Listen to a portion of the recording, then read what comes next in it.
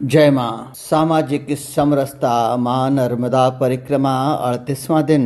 प्रतिदिन की भांति आज भी हम सुबह निकल पड़े। आज 5:20 को ही निकल गए। चरे वैती मंत्र हम सबका हो गया है। हम चलते चले गए। माँ का गुणगान, माँ का आभार।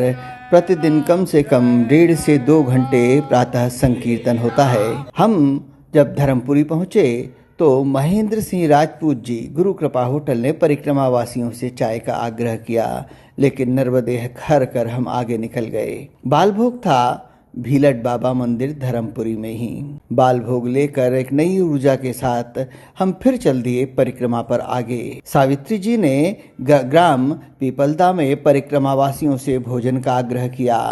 वहां पर एक माँ बाहर बैठकर खाना बना रही थी। मुझे देखा, बोले बाबा खाना खा लो।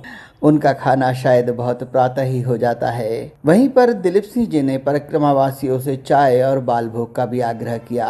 वहां से हम पहुंचे ग्राम साला, जहां पौधारोपण हुआ पीपल और जामुन का, और जिम्मेदारी ली गोपी चंद गुर्जर जी ने। वहां से हम खलघाट शहर पहुंचे, जहां पिंटू पटेल जी ने परिक्रमा वासियों को भिक्षा में जो बिस्तर होता है, शीट होती है, वो बिछाने के लिए देने का आग्रह किया।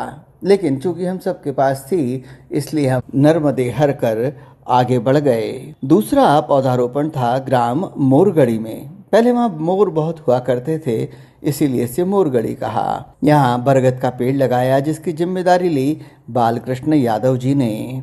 मोरगढ़ी ग्राम भी बड़ा अद्भुत है। वहाँ सामाजिक समरसता के बहुत से उदाहरण देखने को मिले। वहाँ हरिजन बस्ती में पाठ रखा, माँ नर्मदा पुराण का पाठ, और पूरे ग्राम को न्योता दिया।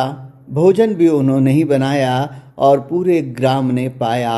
सामाजिक समरसता का एक बहुत अच्छा उदाहरण मोरगढ़ी था।